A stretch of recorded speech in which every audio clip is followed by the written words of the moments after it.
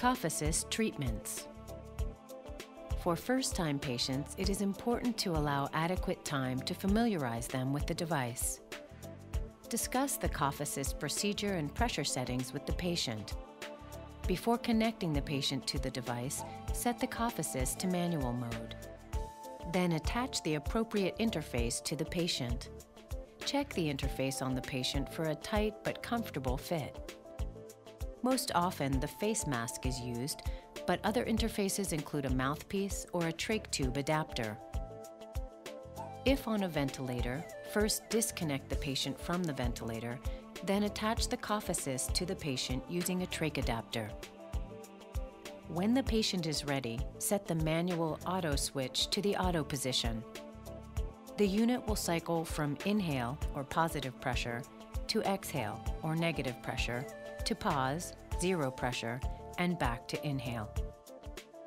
If you have a manual cough assist or prefer using the manual mode of the automatic model, shift the manual control lever to the right for a deep, full breath.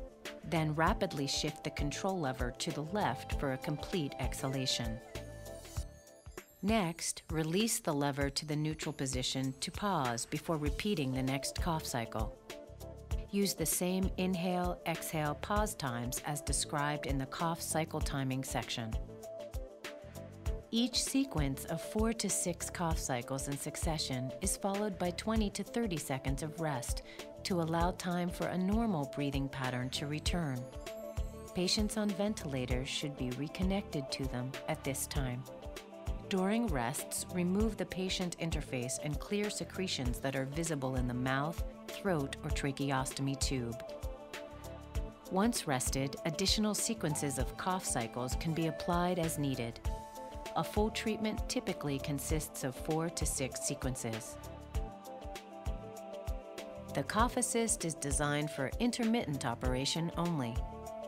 It should never be used on a patient continuously.